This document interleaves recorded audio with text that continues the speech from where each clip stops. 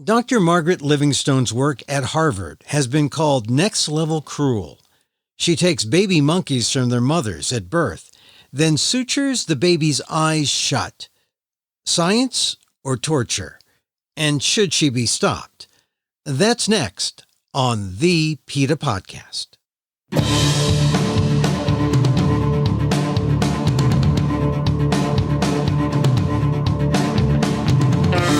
Welcome to the PETA Podcast.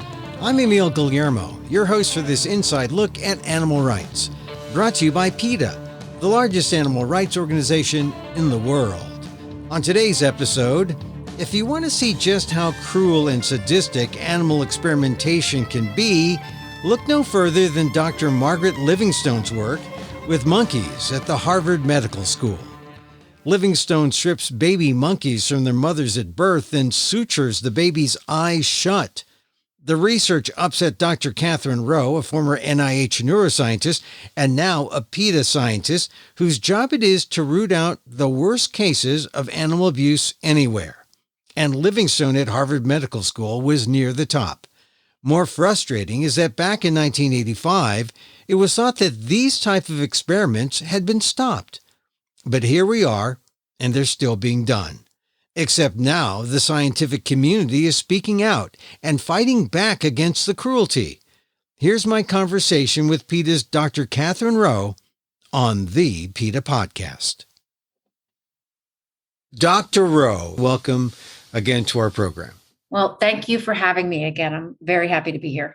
Well, it's important because suddenly this researcher of many years at Harvard University has gotten into the news because she continues to do the research that many people may have thought had ended. And we're talking about one, Margaret Livingstone. She has done these experiments for over 40 years, 4 decades, and it includes the shutting of a monkey's eyes or sewing of a monkey's eyes shut. Some people may have recalled historically back in 1985, this came to the public's attention and people may have thought this had ended, but no, it continues. So what can you tell us about this researcher, Margaret Livingstone? Margaret Livingstone is a researcher and neuroscientist at Harvard Medical School. And we recently found out that she is taking infant rhesus macaques away from their mothers at birth, which we already know from the work of Harry Harlow in the 50s and 60s is absolutely devastating to their well-being. So she's taking these babies away from their mothers, causing them all kinds of psychological damage. On top of that, she is doing what are called sensory deprivation experiments. And what that means is she's depriving these animals of normal sensory experience. And she does this in 2 different ways. One of those is exactly what you described. She sutures their eyes closed for up to a year, or she deprives them of faces. And she does this by having them raised by people wearing welding masks. So picture yourself, you're a baby monkey. You've been taken away from your mother. You're absolutely terrified.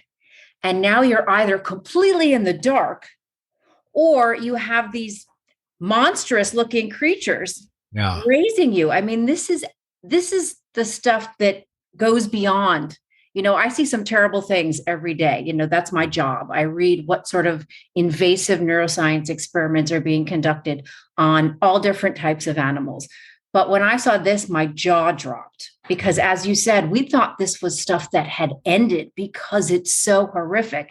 And in the meantime, Margaret Livingstone has been raking in millions of taxpayer dollars to continue this. Yeah, let me just break down these experiments again, because I have to admit that I wasn't sure when I saw the researchers with welding masks what that really indicated. I thought perhaps it indicated that there was some kind of environmental concern for the researchers so that they had to wear the mask, but it really was to cause more anxiety or more to test the monkey, how the monkey would react to this android-looking researcher with a welder's mask. Well, it gets crazier than that because she's not actually interested in the behavior of the monkeys or how this negatively affects their well-being, which it does. She's interested in how their brain develops its ability to process faces. So she wants to see what happens if in the first year of life, you're not exposed to any faces. Does that affect the way your brain responds to faces?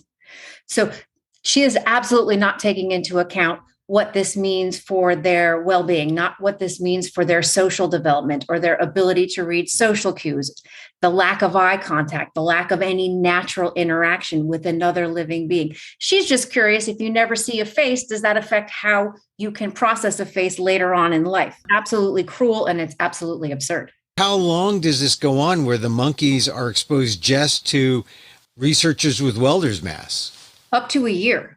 So for their first year of life, which is an extremely important period for normal social and sensory development, they are getting nothing normal. No mother, no faces, no natural social interactions. I am deeply concerned about what the effects are for these monkeys long term. Are they able to interact with people? Are they able to interact with other monkeys? They have missed a critical window for development, which is exactly what she wanted. She wanted to see what, if she deprived them of what they needed during the first year of life, what would the after effects be?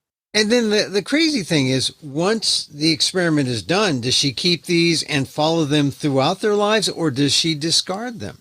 We don't know the answer to that question right now. I think it's a key question. We do know that for both the monkeys that she sutures their eyes shut and these face-deprived monkeys, there is a series of what are very invasive tests. So in some of these cases, she implants electrodes into their brains. In some of these instances, she restrains their heads, and she can do this with helmets or head posts, which need to be surgically implanted, and then shows them pictures, right? In some cases, faces or other shapes, to see how this sensory deprivation that she has deliberately induced affects, their visual system. But there is nothing that I can find on how their behavior is impacted. And again, we're doing extremely psychologically damaging experiments to these animals. I don't think she cares. I don't think she's thought a thing about what the impact of her experiments are on these animals. I don't think she's thought about it one iota. To what end is the impact of these experiments to humans? Is there anything that can be derived from this? Well, I think that whenever you're studying vision, I'm sure the people who are interested in how visual systems organize will probably try to argue, right? Oh, well, now we know that if you completely deprive an animal of all sensory input, it's bad for the visual system. But if we're talking about something clinically relevant, something that can lead to a benefit for human health, then absolutely not. These are just curiosity-driven experiments that have been going on for 40 years. They haven't resulted in anything that could benefit you or me or anybody else. The only person really benefiting from these experiments is Margaret Livingstone, because she's getting millions of dollars in taxpayer money and numerous publications in scientific journals. And she continues to get curiouser and curiouser. I mean, she doesn't come to a conclusion to say, well, I've done this, now let me stop torturing the monkeys. She just continues to torture the monkeys. She just finds new ways to nuance her torture, right? So again, her earlier experiments did these sort of things with cats. Same thing, suturing their eyes, seeing how that affects the way the visual system develops. And what you're seeing is just mild derivatives of that same cruelty. Now, I expect from scientists to evolve as new knowledge is acquired, whether it's about the visual system or it's about the animals, that they need to change what they're doing to reflect new information, right? I don't think that's asking too much from the scientific community. But what we see time and time again is that somebody like Margaret Livingstone makes her career early on doing these deprivation experiments with monkeys and other animals. She gets some publications, she gets some grants, she keeps going. The fact that this hasn't led to anything to improve human health doesn't matter. She keeps getting the money and she can keep finding little new tweaks. I'll deprive them for 6 months. I'll deprive them for a year. I'll deprive them of all visual input, or I'll just deprive them of faces. These are just little subtle changes that allow her to keep getting papers, but they're not getting us anything valuable in terms of, clinical advancements. She continues to do them, although back in the 80s, when it was first exposed, and PETA was among the first to expose the eyes sewn shut of the monkeys.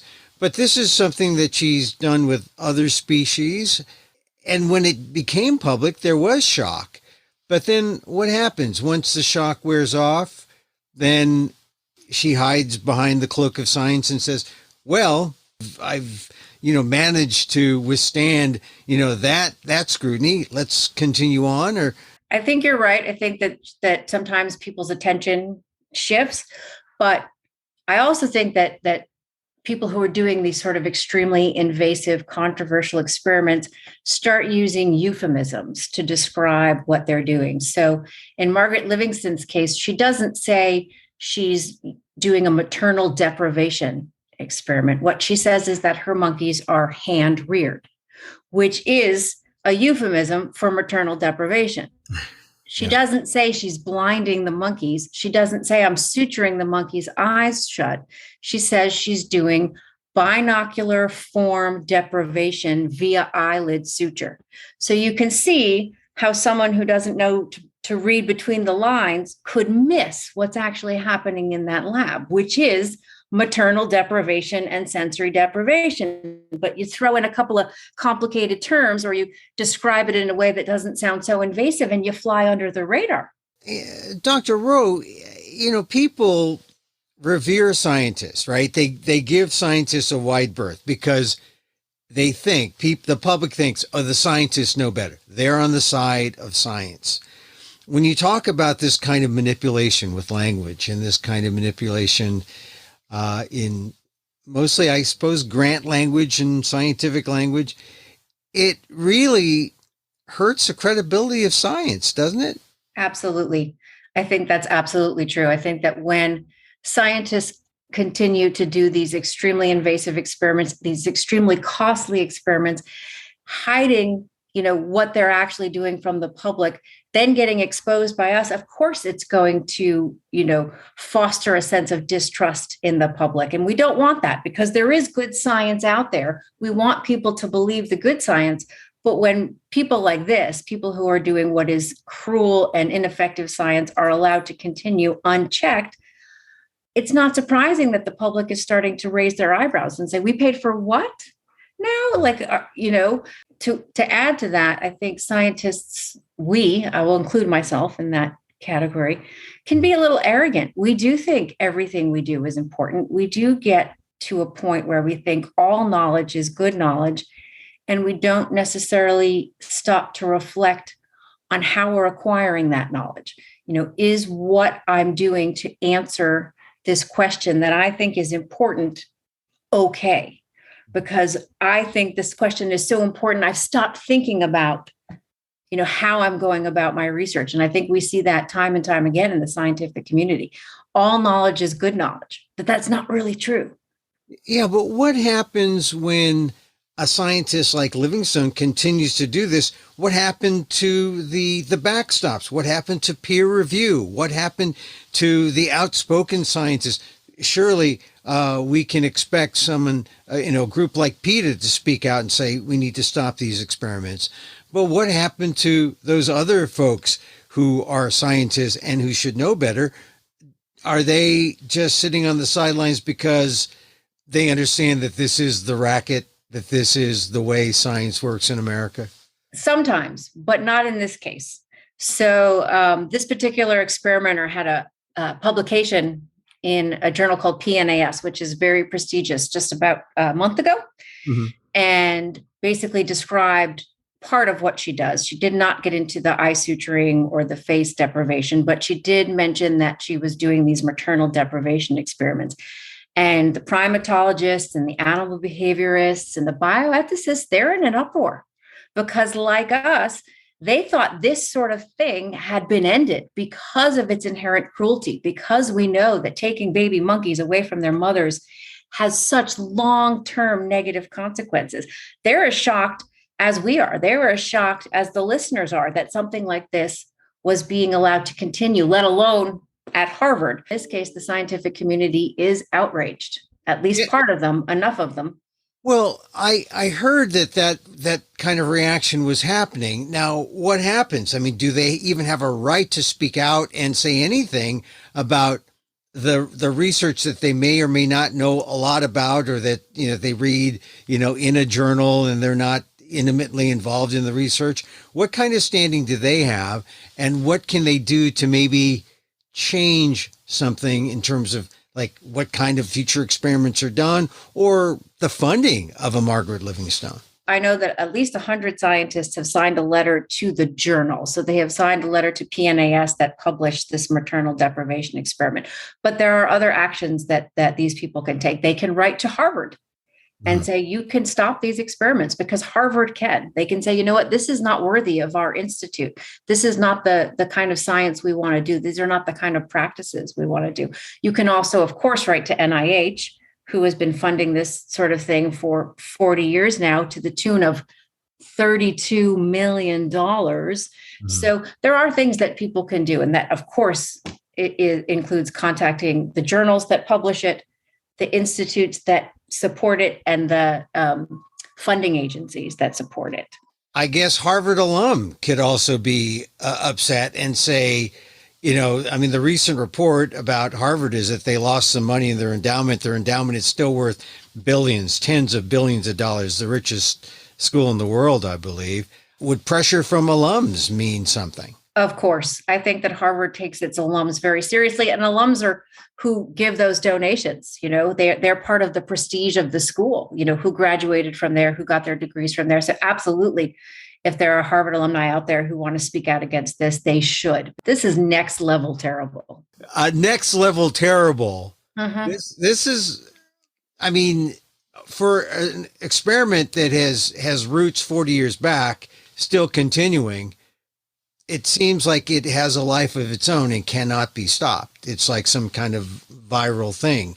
Or are there forces that are enough to say, no, you have to stop? Or maybe only her retirement, or only her leaving the scientific field on her own voluntarily? No, I think that there are forces that can stop it. We know, for example, it was, I guess, about 7 years ago that PETA discovered that these sort of maternal deprivations were occurring at NIH at their intramural research program by an experimenter named Stephen Sumi, who was a student of the infamous Harry Harlow and had continued that sort of research in his own lab at NIH. And PETA, as well as the same group of animal behaviorists and primatologists and bioethicists, the same group that's outraged right now about what's going on at Harvard, were outraged then about what was going on at NIH. And guess what? They shut that lab down. He was another 40-year. He had multiple publications, but the reality was that people who know what they're talking about said, this is not acceptable. And NIH said, you know what, you're right. And I think Harvard can do exactly the same thing. They just need to listen. But clearly, Dr. Livingstone, they're smart enough. They know that the kind of reaction they're getting. Are they merely being provocateurs, thinking that they're on the cutting edge of some science if they're getting this kind of reaction? Or is this just the thing they know how to do, so they continue to do it and everyone else be damned? Oh, no, the latter is the case. They're not doing cutting edge research. They know they're not doing cutting edge research because they're doing the same thing they were doing 40 years ago. There's nothing cutting edge about doing exactly the same thing you were doing 40 years ago. But they keep getting grants, they keep getting papers, and this is what they know how to do. And so this is the pervasive problem in science, right? You get your training doing experiment type A, and you basically continue that for your entire career with these tiny little changes, just a little change here and a little change there, but it's the same package. What we know about the negative impacts of these sorts of experiments on monkeys now that we didn't know 40 years ago when the Harlows and the Sumis and the Livingstones got their start should end this. should end this. We know way more about how damaging what she's doing really is. So it's really kind of a generational thing. Science is evolving. They may ultimately go because new scientists are coming in with new research, but in some ways they're hanging in there because this is the game of science, right? This is the game of science, and it is a game, right? It's just a vicious circle of get a grant, do the experiments, get a publication, get a grant, do the experiments, get a publication. What's not in that circle anymore is benefit human health. It's just a circle of, I need to get my money, I need to do these experiments, I need to get a paper. And we've lost sight of, we need to do something new. We need to get new information that will benefit humans. And it's a systematic problem, but it's a systematic problem that is causing extreme harm to these monkeys in the lab. And not to mention the harm it's doing to the credibility of science, legitimate scientists, because I'm sure there are people who are listening to our conversation right now and they're saying, oh, those animal rights people, they don't like any of this stuff. And, I'm going to give the benefit of the doubt to the scientist who clearly, she's smart, Harvard, smart, they're doing something, that is going to be of value, certainly. Right? I mean, that's what people on the outside might say when they hear a conversation like this. I think that's right. I think that people want to always give scientists the benefit of the doubt. We know in science that somewhere between 80 and 90% of science, in terms of science experiments, aren't reproducible from one lab to the next. That's a blow. When you think about, well, trust all science. Which science? The science from this lab or the science from this lab? You need to really be on your toes and really be prepared to evaluate it, because not all science is good. We also know that there are a lot of scientists out there committing fraud. And this, includes deviating from their protocols, but not telling anybody. This includes fabricating images in their publications. This includes plagiarizing from other experimenters. Science is not perfect. And the scientific community as a whole is not perfect. And it's important for people to assess science based on their own instincts, right? Based on really looking at what's going on. You can't really just trust science because it comes from the scientific community. It's not as trustworthy as we'd like it to be. And for those skeptics who might say, well, surely, something that she's doing might be right. Are there other ways to research the questions that Livingstone is trying to get at? Are there other more, reasonable, less cruel, less torturous ways to get at an answer? Oh, well, certainly. I mean, again, with human volunteers, you obviously can't take them away from their mothers and sew their eyes shut. But there are, what are sometimes called natural experiments, right? There are people who are born with congenital visual atypicalities, whether that's congenital blindness or other visual atypicalities. And there are many researchers who study those individuals and see how their visual system develops in the face of these, atypical sensory experiences. And those are, of course, immediately human relevant, unlike what's going on at Harvard right now, which is just a mess. So it's the research at Harvard under Livingstone is not only irrelevant, but it may be wrong way redundant in that it's doing something that could be done clearly less without cruelty and clearly more applicable to humans. Exactly. Again, I always promote human relevant science because we know that so many of the experiments that come out of animal labs fail when we try to translate them into anything meaningful for humans. And when the experiments that, like the ones at Harvard that are going on, are so invasive and so harmful. I mean, that's just the penultimate example of a series of experiments that needs to be ended. And we need to look at the more human relevant work that is out there. And so when this paper that Livingstone published, I guess it didn't surprise you that the number of scientists who just were aghast at seeing this out there in 2022. Oh, no. Again, because I know how many people are well aware that maternal separation, maternal deprivation for infant macaques is so devastating that as soon as that paper came out, I knew there was going to be outrage. I mean, because again, this is the sort of thing that most people thought ended with Harlow, and at the very least ended with Sue Me when we shut that lab down. And here we are again at Harvard, where somebody is not only taking the babies away from their mother, but then subjecting them to all of these different sensory deprivation procedures. I mean, it's truly outrageous. Yeah. And is Livingstone, I don't know her age, but if she's been doing this for 40 years, it would seem that she's probably ready to step down at some point. Well, I would hope so. Yeah. But again, people in science tend to hang on for a while. They don't necessarily retire at the same age as, say, people in other areas. So, and again, she's on the quote unquote gravy train, right? She's still getting millions of dollars in NIH grants. This is what always startles me when I hear stories like this time and again. It just sounds like you use the phrase gravy train, but it really is like the welfare state of science in America. And the public needs to know about this to see just how ineffective these dollars are used in the name of science. Yes. Well, and again, it helps that you're a Harvard professor, right? So if you're at an institute like Harvard, you're more likely to get a grant or get your paper published almost independent of the quality of the science, right? There's just an inherent bias in the same way that your listeners may hear Harvard. Well, if she's at Harvard, she must be brilliant. She must know exactly what she's doing. The same thing happens at the grant review level. People see an application from a Harvard scientist and they're like, oh, I'm sure this is good. Or people get a submission to a journal and they don't bother to evaluate it. That paper in PNAS had no data. There was no data included. She just said, these mothers get really distressed when I take their babies away. Yes, that's not a surprise to anyone who knows anything about monkeys or mothers. And I gave them a stuffed animal and that seemed to help a little. And she got this published in a prestigious journal. This is basically the equivalent of me writing to PNAS and saying, I noticed that my dog really likes to, chew on a toy when I leave.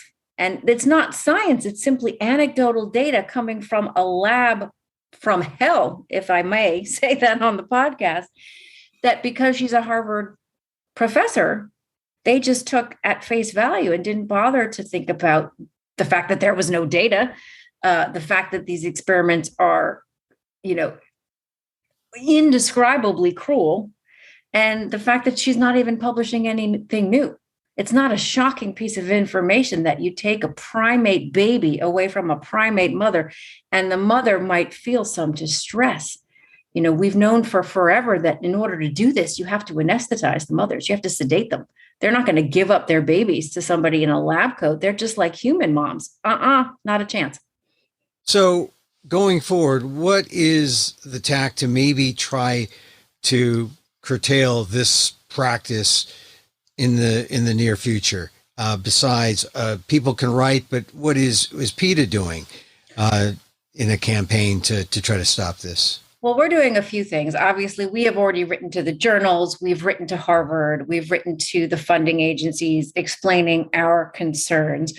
We also have a website that people can go to, where they can take action themselves and immediately send very quick action to Harvard, asking them to shut it down. But, I think the key thing here is making sure people know that this is happening, because even when this story first broke last week, I saw people doubting, saying, well, this can't be right. This is PETA just, exaggerating, and then of course I would show them the publications and say, it's right there in the methods section. But I think this is so outrageous. I think this is so unbelievable that people are shocked to the point where they think this can't possibly be happening in 2022.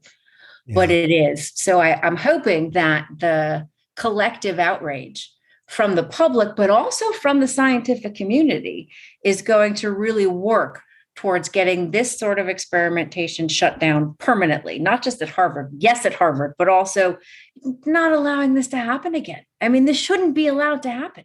Well, you're a scientist, and to hear you I'm fairly mild-mannered as a member of the public here, but you're a scientist, and to hear you express yourself about these experiments really should be telling.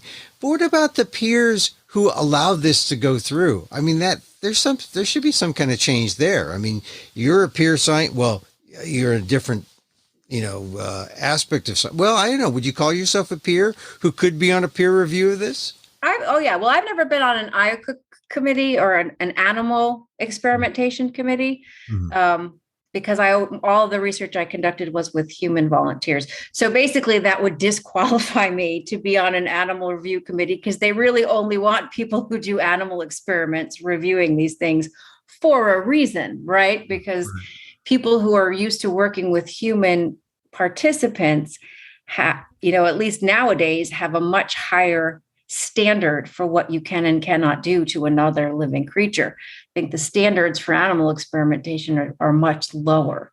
One thing that concerns me in particular about these experiments, in reviewing Margaret Livingstone's papers, not just the recent one about taking babies away from their mothers and giving them mothers stuffed animals, but the body of work, the last several decades of her research with these eye suturing experiments and these face deprivation experiments, is that she doesn't describe them in any kind of detail, even in the scientific journals. And in listening to her describe her own experiments, both on her website and in this recent PNAS paper, I don't think she has any idea of all of the data that's out there about what taking babies away from their mothers does. And if she doesn't understand that, that means that it may not be getting into her IACUC proposals. So if the committee that's charged with reviewing her experiments at Harvard, so this is the IACUC, or the Institutional Animal Care and Use Committee at Harvard, they basically have to take her word for it, right? So if she says, I'm using all the pain, medications I need to after I suture their eyes, or I'm feeding them on the right schedule, or following this standard or that standard, it's very, very possible that no one on that IACUC committee at Harvard has any information about what the long-term harms of what she's doing really are. Because I don't think she does, which is terrifying, right? In other words, the IACUC is really essentially rubber stamping anything she says. The IACUC has to rely on the person proposing the experiments to give them the relevant information. And if the relevant information she put in the publications that I read or what's going into those IACUC proposals, it's not enough. It's absolutely not enough. There's nothing about what the long-term consequences of never seeing a face. She has published what it does to the brain regions that process faces, but never how that affects their behavior. If you've never seen a face, if you've never made eye contact with another living being, how do you interact with another monkey? Do these monkeys have to spend the rest of their lives alone? Probably. Are these monkeys pulling at the sutures? I don't know. I don't know how you can sew a monkey's eyes shut for a year and not have those babies like instinctively trying to take those stitches out. I don't know if they're being restrained. She does not include any of that information in her publications, which means it may not be in the data that IACUC was asked to review, or the grant review committee was asked to review. So these are all questions that we have to hope that not just scientists, but members of the public ask, so that maybe we'll see the kind of change so we can end this kind of experimentation in the near future. So absolutely. Dr. Roe, I appreciate you coming on and talking about this, and we'll follow how it goes, and maybe it will end. So, I think it will. I have faith that this, whether you're somebody, there are a lot of people out there who are on the fence about animal experimentation. I am not one of them, but there are a lot of people out there who are on the fence. This is something that will knock them right off the fence. Absolutely. You cannot take babies away from their mothers and sew their eyes shut. I have a lot of faith that the scientific community and the public and better angels at Harvard, who I know are there, are going to really take a look at this and say, absolutely not, we shouldn't have been doing this. And hopefully at Harvard, at least feel some shame that they had allowed this to happen in the first place. I just can't envision it, right? Like I can't picture as a monkey taken away from your mother, immediately subjected to a surgical procedure, wake up alone. Maybe they have some cloth surrogate. Sometimes they give the baby some fabric-y thing to hang on to. You can't open your eyes, right? Mm. And you can feel that, right? Their muscles all work. So it's not the case that they're not physically capable of opening their eyes. Picture if somebody were like had glued your eyes shut, and you wake up and there's nothing but darkness and alone in a cage. How is this? How? This is, when I said next level, I mean it. I see some pretty horrible stuff day in and day out. It's rare that I'm shocked by what is allowed because so much horror is allowed. But this is, and again, flying under the radar with these euphemistic terms, with these hand-reared. Hand-reared sounds nice, You said you hand-reared your dog. People will be like, oh, you love your... This is the opposite of nice. This means that these monkeys are not getting anything they need. And it's not even like, blind people, right? Blind people can use their hands to process faces, can reach out and touch and feel the contours of people's faces. They can speak and be spoken to. They're just getting these black sheaths. Yeah. It's crazy. Dr. Katherine Roe, thank you for being part of the PETA Podcast. Thank you again for having me.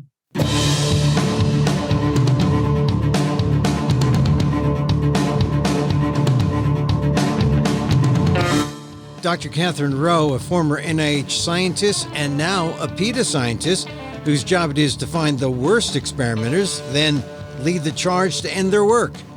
To see more of what the Harvard researcher Dr. Margaret Livingstone does to monkeys, go to the show notes and click the links. You can also stop animal experimentation in the labs. Go to PETA.org.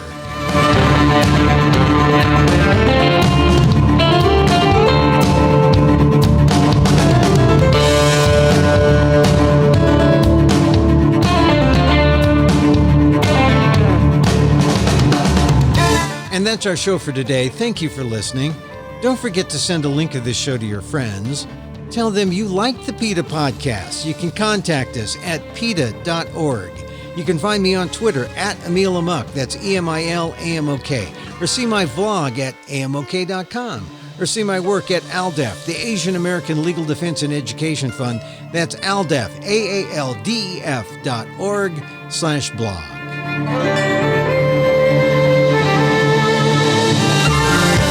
Once again, thank you for listening. Check out all our episodes on your favorite podcast app or on Apple Podcasts, where you can rate and review the show. Also, subscribe to the show.